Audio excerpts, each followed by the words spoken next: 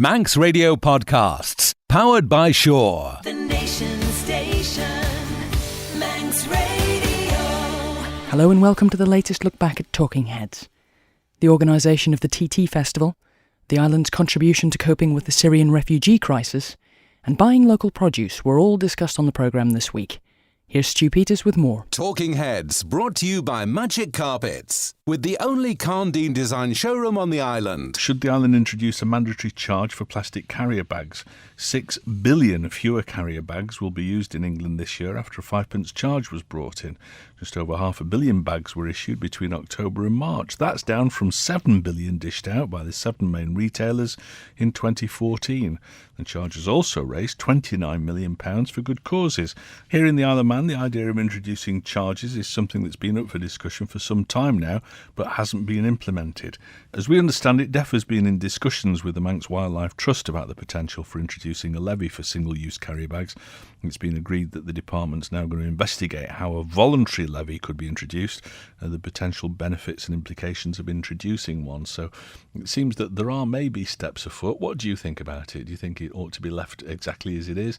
Or do you think it makes good sense to introduce a 5p charge or whatever, in that, a lot more people apparently are using reusable plastic or Moore's bags or whatever these days. But if you were pushed towards it by the thought of having to pay for your carrier bags, I don't know, a big shop, you might be using something like 10 carrier bags or something like that. So it is a worthwhile saving, isn't it? I've got a drawer full of them. I reuse them for other things, but I don't suppose everybody does that. And a lot of them, even mine, I suppose, end up in landfill eventually after they've been used 2 or 3 times. I got the plastic bags I can to pick up dog, and it had cost me 5p a time. Well, cheap, really, if you think about it. We always use a collapsible box when shopping and have a canvas bag for small shopping trips. That's Sue in Peel. I try and remember to put my sort of reusable bags. I've got a couple of Moore's bags and a Manx produce bag and stuff. And I try to remember to put them back in the boot of the car after I've taken the shopping out in the kitchen. I usually forget, so as I speak, they're probably sitting in the kitchen now. Let's go to the lines. We've got Ken on, who's got a point of view about this. Hello, Ken. Oh, landfill, incinerator. The incinerator we burn them all, don't we? Don't mention landfill for plastic bags in the Isle of Man, surely. Well, I think they are biodegradable, but, they take a good while to go, don't they? Well, yes, but I think Manx Radio had somebody on, it's a few months ago, it might be in a year, legal draftsman. That's why it wasn't seen as a priority, because of the shortage of legal draftsmen. I forget who it was, but it was mentioned on Manx Radio. Right, yeah, I know we've talked about it before. Yeah, shortage of legal draftsmen, more important issues. Also, just ban them in a year's time. Just say, 1st of January 2018 or something, because they're all, don't suppose anybody makes them here. They're all imported, so just ban them as commercial imports, so just ban them. Surely it's better to say you can have them if you want, but you're going to have to pay 5p towards a charity. No, you just buy a 50p one, a cloth one. We were caught out in Cardiff when I think it was the Commonwealth Games, or like, no plastic, no, we don't sell them. There'd be outrage. There'd be rioting in the streets. Can you imagine? How easily people get upset about things. Imagine going to ShopRite and say, a big trolley full of stuff, and they say, no, you've got to buy a bag for it. We need to expert to define what a plastic bag is, of course. What, because there's so many different sorts? Yeah, well, what size, handles? Presume it's got to have handles, but, maybe that's where the legal draftsman comes in. Oh, could be, yeah. But, all right, yeah, so you have a, 5p or a 10p charge. Yeah. But, give notice that this is going to come in. Well, it seems to have worked across, doesn't it? I mean, they've gone from 7 billion bags a year to 500 million, apparently, in less than 12 months. Ireland brought it in years ago. They did. About paper bags, which perhaps they weren't that costly. I don't know. Yeah. I don't know. I mean, I found that those sort of craft brown paper bags, the small ones, because we use them in our shop, and they're vastly more expensive than carrier bags. So I don't know whether or not there is a way to get the cost of them down and make them strong enough to hold stuff without splitting. I mean, that's the thing about plastic, is that they take an awful lot of strain before they give way, don't they? Well, yes, they do. But, the wife carries the cloth bag in a bag, and I sort of carry, well, if I was over there, I'd carry them in my arms, you see. But I see. American style. All right, Ken, thank you for your call. I agree with the previous texter. Where do the 5p charges go? To good causes. I've asked many times in the various stores, no one can answer me. Well, there's the answer. Also, how come Marx's charge 5p in the food department but don't charge in the clothing department? What about all the plastic used to wrap all the food items? We should be able to deduct 5p for every item they sell in plastic covering, says Mal.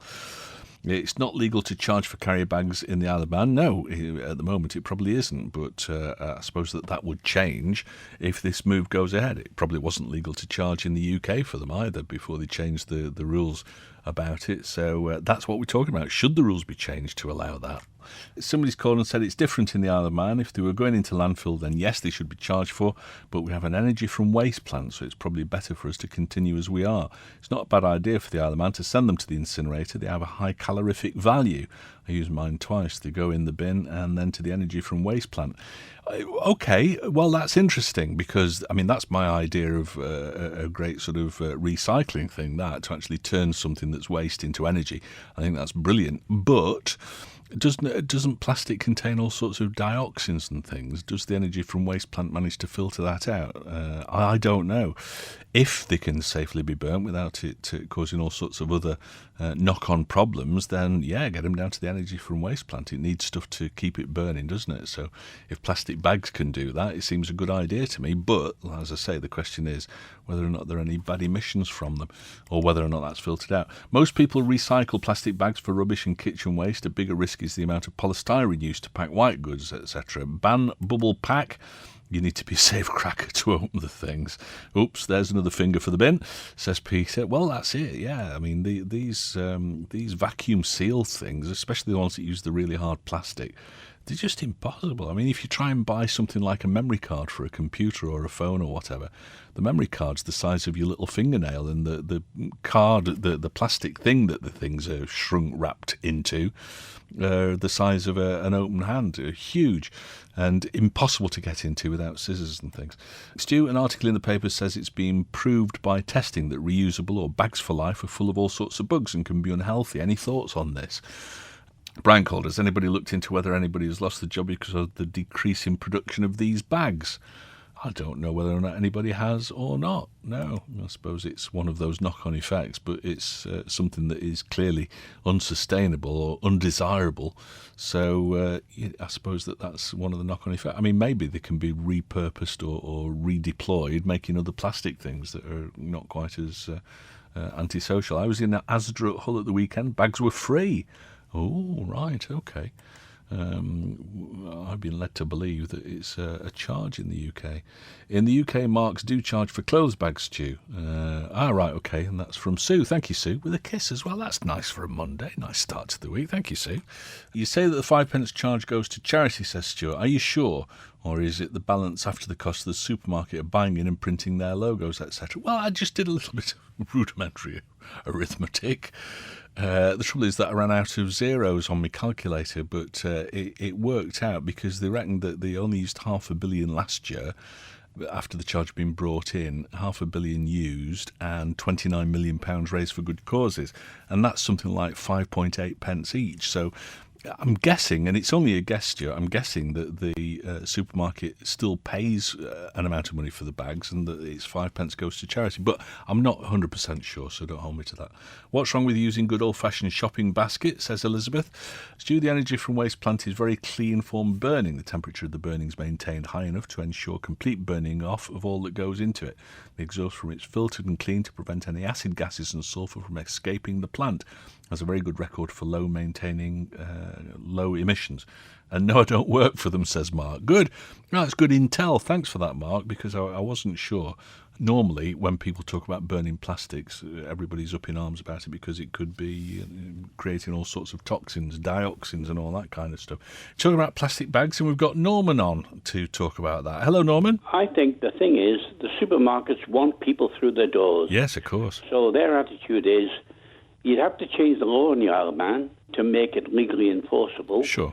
What would it cost the Manx government, and have they got the time and legal draftsmen? And people say, no, we haven't. So when are they going to pass that, if necessary? And also, the supermarkets could get round it by also saying, well, we'll give you the 20p discount. If you take 4 bags, we'll give you the 20p discount. But we've got to legally charge you. But how could the authorities actually go around and enforce how much money is being paid in these so-called good charges, and who would decide what the good causes are, actually, the good causes? I think it's ridiculous, really. OK, fair dues. I'm a nature. Remember, when I worked in the butcher shop, we used to wrap our meat up in newspaper. Oh, yeah. and I don't think many people died of news poisoning.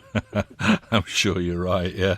Yeah, well, they were always the best tasting chips, weren't they, wrapped up in newspaper? The thing is also, if you cook your products properly, there's no risk. No. Heat kills germs. Well, I did the food safety course, Norman, about 3 years ago, something like that. And I asked the question, I said, I appreciate you've got to be careful with meat when you're cooking meat, but why is it that somebody can have a blue steak, which is virtually an uncooked piece of meat? And they said, well, that's because, any bacteria is on the outside of a piece of meat. So as long as you sear it, both sides, then that'll kill off. But what happens is that if you then take a piece of meat and you grind it up and make it into a hamburger, then the outside becomes the inside, and that's why you've got to be especially careful of stuff that's processed, like hamburgers and sausages and things. Well, I made hamburgers and I made sausage, and people used to say, "Do you eat your own sausage?" I said, "Yes." Yeah. I said, a good butcher will eat his own sausage. Yeah, because absolutely. If the butcher says he won't eat the sausage, they're not good. Yeah, go and somewhere else. I used to always eat the sausage I used to make. I used to eat the beef burgers I made because I knew what was in it was pure and wholesome. Absolutely. Good stuff. Thanks for your call, Norman. The Nation Station, Manx Radio. Who should be responsible for the organisation of the TT? It's been announced that there'll be no new TT promoter in place for TT 2017 or the Classic TT Festival next year. The Department of Economic Development has taken the decision after announcing a delay in the appointment of preferred bidders Vision 9. The Manx Government will therefore continue to organise the events in the meantime. As it stands, all current commercial contracts will come to an end after this year's Festival of Motorcycling. Government had arranged for the contracts to end in 2016 in preparation for a commercial promoter taking over next year. But that now leaves the government itself with no arrangements in place for the 2017 events. What do you make of the delay? Would you prefer to see the government continue to oversee the organisation of the TT into the future, or is putting that into the hands of a commercial promoter as soon as possible important to ensure growth of the event? This sounds awfully like the ongoing Lord Street development debacles. That from Stuart. Somebody sent me a text that says SNAFL again. Oh, no, not SNAFL, snafu. Ah, yes, I think that's a services acronym, isn't it, for situation normal, all fouled up. Is that what it is, do you think? Or do you think it's just simply a case of the things taking a bit longer to organise than anybody thought? Eddie called, why are we going down the road again of appointing a company that's in debt?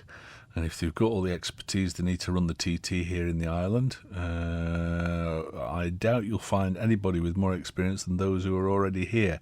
And if they can't find somebody to do it, I'll do it, Mr. Common Sense. Right then, well, there you go. There's an offer that the government, no doubt, will take very seriously.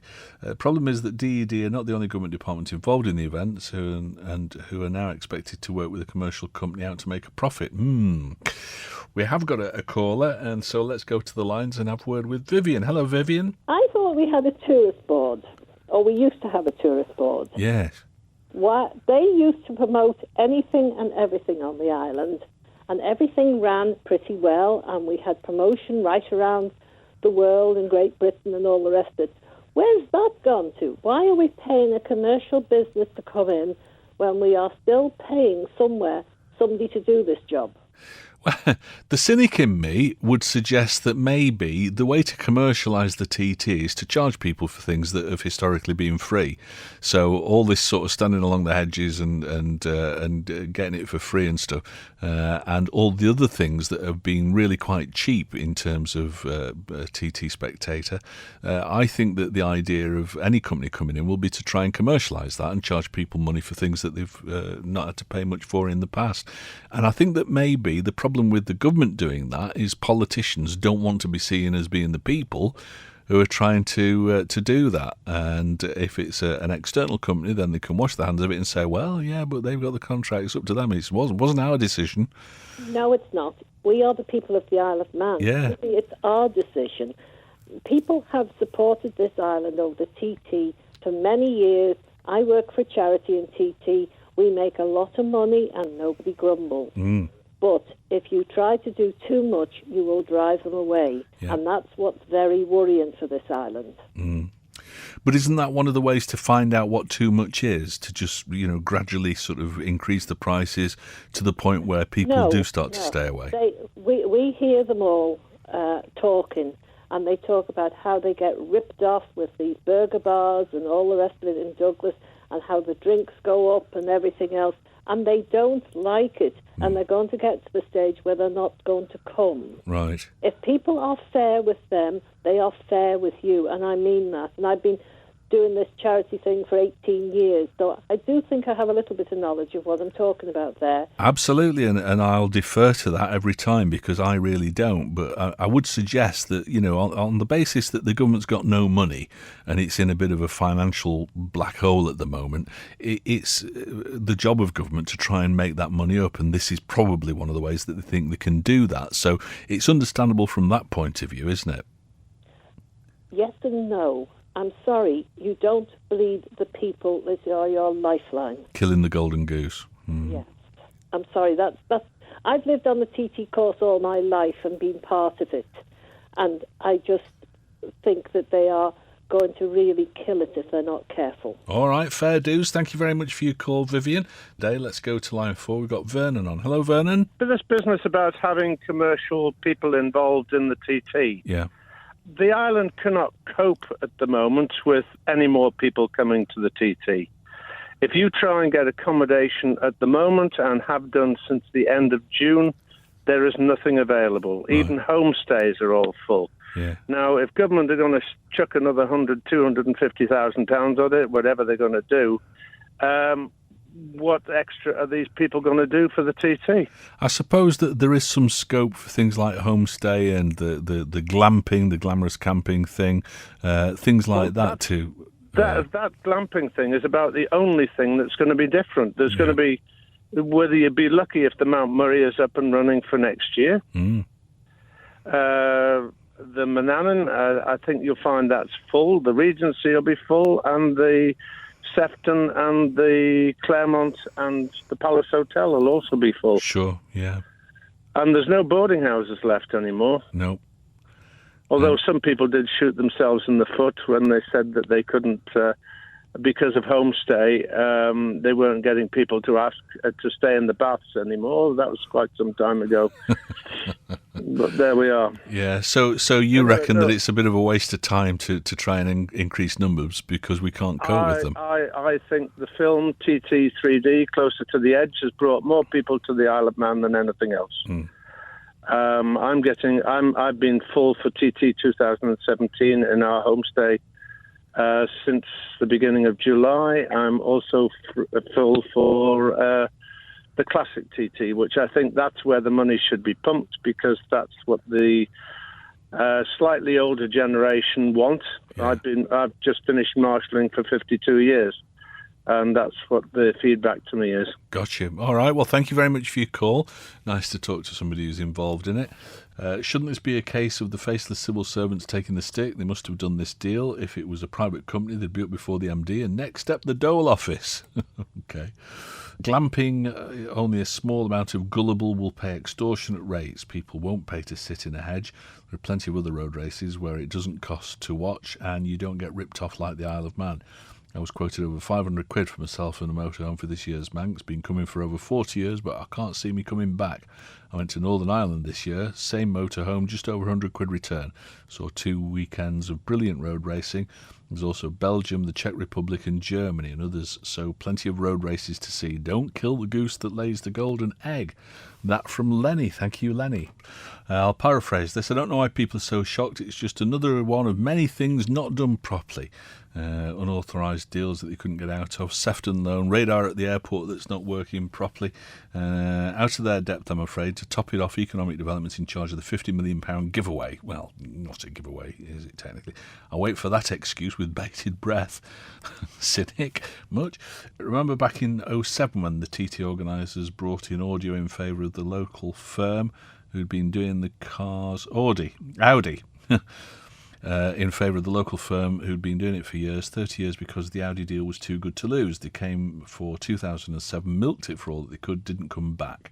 What's to say a commercial promoter wouldn't do the same? 10 years is far too long to award a contract. Should be 2 years on a rolling 1-year contract. Well, I think I agree with that. I think 10 years, I mean, they would say that, they need, a bit like the steam packet, they need a period of certainty so that they can invest the right amount of money and know that they've got a good chance to get it back. But I think it's, for an untried supplier, I think 10 years is too long, yeah. Sylvia called. I heard the promoter say that they were considering enlarging the paddock, but it's Nobles Park. So what did the Corpy think of that? If it was left to it was left to the people of the island, and things shouldn't be changed without consulting them. Okay. In TT Week, speaking to numerous groups of bikers at several of the local hostelries, among them a family of 3 generations who'd been visiting the TT for years. They were all staying at an excellent camping site. It wasn't the accommodation they wanted, as they would have preferred homestay or a hotel, but were unable to find any. They told us the talk amongst the bankers at the campsite was all about Vision 9 and the worries that the TT they knew and loved would end up being commercialised beyond all recognition, as well as increasing the price of various amenities, not to mention the idea of doubling up on the visitor numbers. It was laughable, given that already the Steam Packet Company couldn't provide the service they wanted Saturday to Saturday. They had no choice as to when they chose to arrive and depart. It was decided by whatever was available on the ferries. They felt that an enormous group of followers would not be able to afford the increased prices of commercial organisation, with numbers dropping dramatically. What happened to the best free show on earth? Good points. Thank you very much. That was from Paulie. Talking Heads, brought to you by Magic Carpets, with the only Carndine design showroom on the island. You're listening to the latest Talking Heads podcast, featuring highlights from the programme over the past week. The Nation Station, Manx Radio. Do you go out of your way to buy local produce? It appears that shoppers do care about buying local after all. That's the finding from a survey commissioned by the Department of Environment, Food and Agriculture, looking into consumer habits in the Isle of Man. Found more than 90% of those surveyed buy at least some local produce. Would have thought it'd be more than that. And many of us are willing to forgo the cheaper, more convenient options of supermarket import brands in favour of locally sourced food and drink. It's a boost for DEFRA, apparently, which says it wants to grow the industry by £50 million in the coming years. Is buying local produce important to you? And what would make you buy more of it? Is price the main consideration, or how about convenience? Tell us about your shopping habits when it comes to local produce. This from Anne. She says, I suggested at the last election meeting in Castletown that larger stores had shelves and cold areas as you first went in, full of local produce and fair trade goods, so busy people with a desire to buy locally produced goods could go straight to them without rummaging around. Doubt if it's been taken up, says Anne. All that I would say, on the face of it, sounds like a good idea, Anne, but retail space is very carefully worked out to try and maximise profits. You know, if you go to a department store, what's the thing that normally you walk into off the street? It's usually the perfume counter, and that's because the markup on perfume is exorbitant. There's a huge amount of profit to be made out of cosmetics and perfume and stuff, and that's why it's in the key location of store, a department store. So I don't know whether or not there are particular areas in, say, food stores. I expect that there probably are. I expect there's probably a fair bit of science involved in it. But that might be why people haven't taken up the idea, and that it might have affected the profitability. I don't know. David H. says, Stu, if Manx produce was more readily identifiable, I'd probably buy more of it, regardless of the cost. Manx produce, Stu. Having been a producer for 20 years, I had rounds, which in the beginning was only a milk delivery. Then I started to advise our carrots as well. To keep this message short, I ended up with 5 vans delivering Manx produce as well as the milk, in that the cost of delivering the veg was paid for by the delivering the milk. Farmers need to get up and get out there, and they'll very quickly have more customers. This makes it more convenient than the supermarkets, and I was pricing just below supermarket prices. I was getting virtually full price, and I worked it out. An acre that after allowing for all the costs, including rent, cultivation, etc., was obtaining a profit margin of 2,025% profit. It was only my health that made me stop. Wow. So there's some money in the job then if you do it right. But I think you're right. I think you do need to get out there and sort of actively market it, doesn't it? Because, Stu, most people on the island can't afford Manx produce because of the high cost of living and energy costs here. If it wasn't so expensive, maybe people would. As for the Manx meat, it's tasteless, says Paul. Tasteless, Manx meat? No, I enjoy Manx lamb, certainly, and beef. I've had plenty of that. You must be cooking it wrong, Paul. I've never heard that before, that Manx meat's tasteless.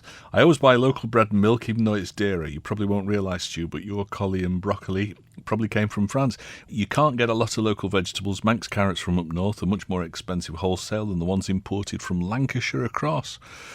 Well, I know that must be true of milk as well, because you can buy English milk in stores in Douglas for a fraction of the cost of Manx milk. And that just seems nuts to me. Now, I know that they've got all sorts of economies of scale and probably bigger subsidies for the dairy farmers over there or whatever, but the cost of actually bringing over milk to the Isle of Man compared to local produce, it just seems crazy that you can buy it at so little money, effectively.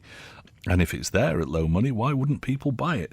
Goes to the lines. We've got Ali on. Hello, Ali. It's just an opinion, and my own opinion is if we buy as much local produce as we can, it benefits the economy. Hopefully the producers can then actually, keep their prices lower.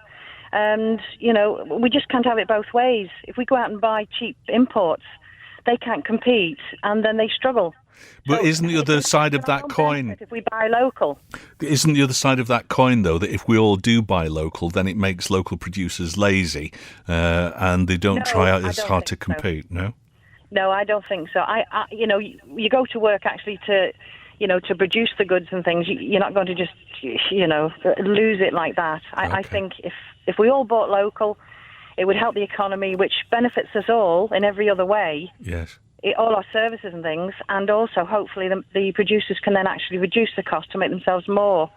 And is that the answer to the cost? Because, Manx produce does generally cost more, doesn't it?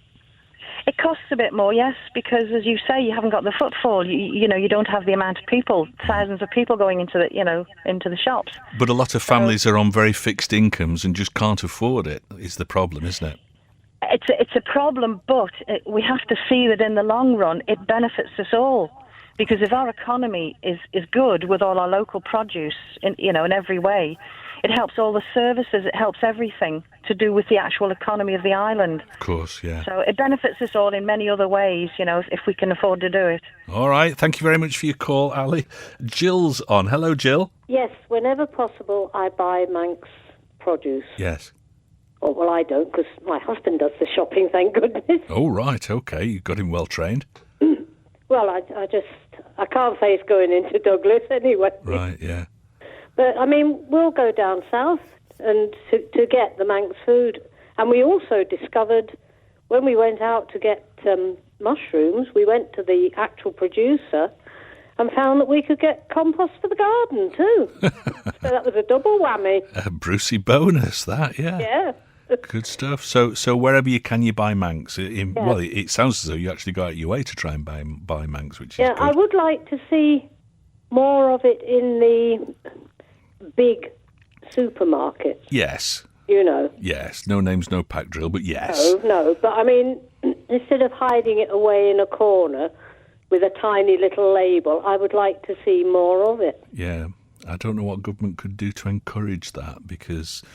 government can't dictate to supermarkets what they take and what they... Well, they can tell them what they can't sell, but they can't tell them what they've got to sell, sort of thing. So, I don't know. I did think that the one that we are discussing... Yes. Did say it was going to sell Manx produce. Yeah, well, I thought that they were going to be taking Manx meat. Whether or not they do, whether or not it's just at the deli counter rather than in the chiller section. But I don't think I've seen any Manx meat in the chiller section, the sort of portion stuff. Well, I avoid the chiller section because it's too cold. Get frostbite every time you go there. Dear, oh dear, I bet you're glad it's summer. All right, thank you for calling, Jill. Let's go back to the lines. We've got Dot on the line. Hello, Dot. I would like to say, wouldn't it be awful if there was no cows in the fields and no produce in the fields to look at? Oh, yes. And things like that. And what could, that sort of could happen if you don't, support these people. Yes. Robinsons do casserole mix and soup mix, which is always handy. And I've used their Manx soup mix a number of times, yeah. I hope it's made with Manx produce. Well, it's called Manx soup mix, and I went through a phase of making healthy soups, and I used to buy punnets of that Manx soup mix because I wouldn't know what veg to buy to put in a soup, but because it was all sort of, ready to go kind of thing, it's like, right, we'll have some of that and we'll throw it in with a bit of gammon. And very healthy and very useful. I thought so. Yeah, jolly good. All right. Thank you for your call, Dot. We've got Jane on. Hello, Jane. What I'm saying is that we need to keep our local farmers and our local producers going. Yes. Okay, we might have to, and there are people that can't afford it, which is a shame. But if we don't and we stop using them, we'll lose all the cows out of the fields because the farmers will have closed down and then, no milk and what have you. And it's a bit like the big rookers across the big island over there, whereas they were buying milk in from all over the EU, and it was dead cheap. But they'll do it for so long, and then we won't have our farms here to produce the milk, and then the price will go up or double or treble. So it's important that we keep our local food production going. Keep our local farmers going, and that. Yeah, we do have to pay a little bit more, but as you say, the taste and the property of our meat is absolutely 1,000 times better than anything comes in from New Zealand. Yeah, I mean, it's been frozen all the way from New Zealand. It's come halfway around the world, yeah. It's come halfway around the world, and ours has come from the field into the abattoir and back onto your plate. Absolutely. Thank you for calling, Jane. Nice to talk to you. Give us a call again sometime. There are not enough producers to supply supermarkets. Best to buy direct from the farmers' markets. Down my local pub, there's a veg dealer, and once a month he supplies me with a sack full of carrots, sprouts, potatoes, etc. And it costs me about £12 for the month. OK, I have to prepare it all myself as the goods have come straight out of the ground, but it's worth it. It tastes a lot better and it's grown locally. Michael called. I read somewhere recently that in the 60s we were spending 68% of all our income on food. In 2014 it was 21% of income. I went to a large outlet and bought 2 milky coffees at £2.75. Then I went home and made 2 milky coffees at a cost of 65p for a pint of milk and 2 spoons of coffee. Shows the difference in how much we're spending on food and how much we're spending on leisure and luxuries. I try to buy all Manx produce. I only buy food local at Tesco. Everything else is either from eBay or another internet supplier. I believe in value for money, says Kev. I buy as much Manx produce as possible, meat, veg, eggs, and I'm happy to pay more for it as it's better quality and it supports our Manx farms. That from Tom. A number of people saying that imported products are cheaper than Manx. How many give a thought to the poor prices paid to farmers, producers, so as to make the cheap food? How many farms have failed because of the large supermarket greed, says Howard. Yeah, there's an element of truth in that, certainly. Out the field to the abattoir and back on your plate. So why is it so expensive, says Robbie. Economies of scale, I'm guessing. Supermarkets know that our farmers get subsidies and so use this fact to lower the buying price. Supermarkets dictate the prices, not the farmers.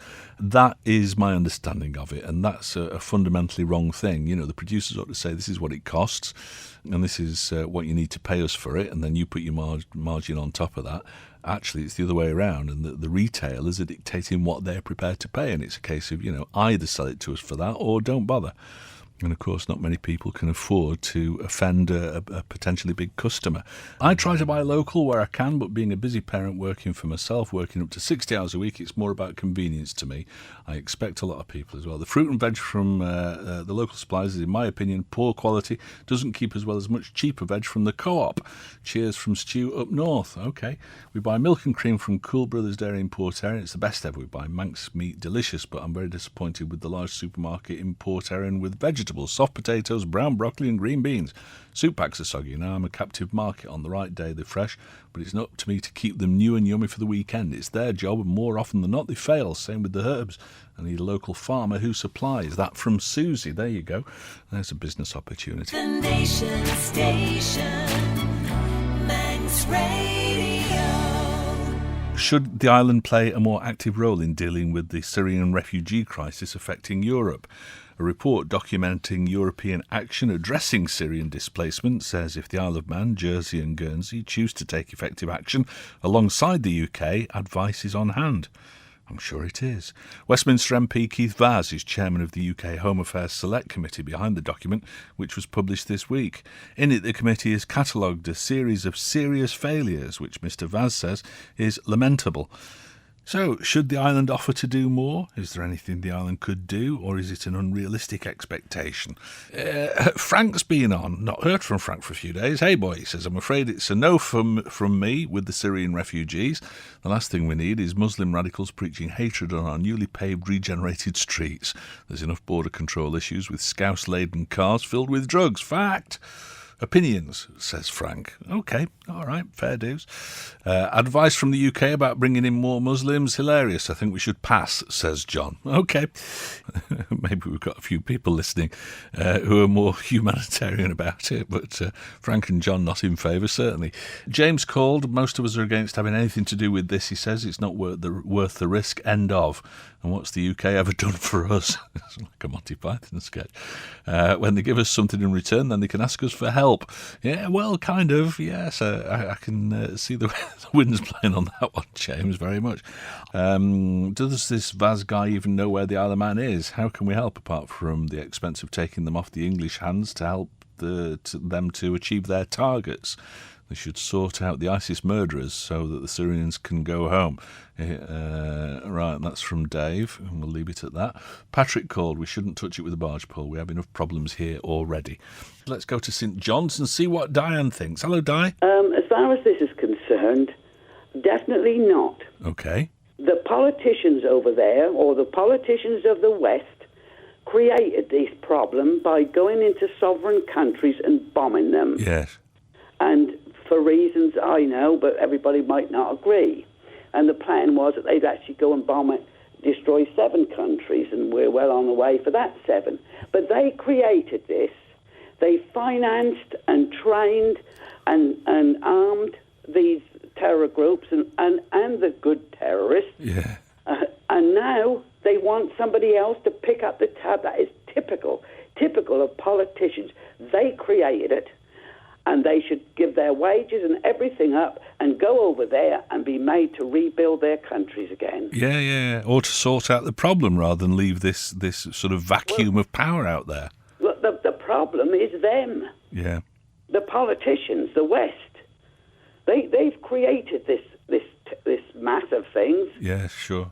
And now they want somebody else to help to pick up the pieces. All right, fair comment. Thank you very much, Diane. Nice to talk to you again. Let's have a look. What else have we got? John says, hello, Stu. I find it difficult to reconcile the opinion of Keith Vaz that the UK's response to the Syrian refugee problem is an inadequate mess, with his encouragement to the Crown dependencies to take an initiative that we're neither prepared nor resourced to take on. Surely the UK should be taking the initiative, and we can then consider whether or not it's appropriate to join in. One lesson we shouldn't ignore is that where the UK has located Syrian refugees in rural Scotland, they've become restive and demanded to be moved to the cities. Demanded? It's not only a question of whether we should be taking any of these people in, it's a question of whether they'd be happy if they were located on our island and whether they would really integrate and contribute to our community, says John W. Jones says, Stu, most people are afraid to say what they really think for fear of being branded racist. That's a tightrope that I walk every day, Joan. Stu, some Syrians were relocated to a Scottish island, but it didn't work out. They had a lot of complaints, too numerous to mention, says Bill. Thank you, Bill. Yeah, I think John covered that. In answer to the previous contributions, there are Christians, Catholics and Jews also trying to escape oppression in Syria. When does your compassion kick in? OK. No to refugees. Europeans have wrecked their countries, letting too many in, and they don't integrate. Crime rates have gone up, sexual assaults, etc., says Matty. Our own young people over here can't afford to buy houses. Then look at the troubles in France and Germany. Unless there's ultra-strict vetting, no thanks, you don't know what you're letting in, says Dave. We're a safe place to live. Let's keep it that way. End of. Stu, emotive issue. Well, it is kind of, Nick, yeah. Where can we house them as we can't help our own people? Where would they work? Who'll pay for interpreters to assist in communicating? I'm lost to why mainland Europe, including Russia, for example, have not offered more assistance to these people. If the island was in better financial situation and we had a better infrastructure in the space, then no problem. Currently, we have so many social issues that we need to sort our own house out before we can open the doors to others. That from Nick. A good measured view. Thank you, Nick. Stu, we didn't get a vote on the EU referendum. We weren't asked for our opinion on immigration or border controls. Our houses were commandeered during the war, and now our small islands are being asked to provide accommodation for an agreement reached by England, in England. So what's this one? Perhaps one of the best things that can be done for the Syrian refugees is to stop bombing their country, says Tony. That's a valid view as well. I suppose the West has got to take a great degree of responsibility for the Syrian refugee crisis.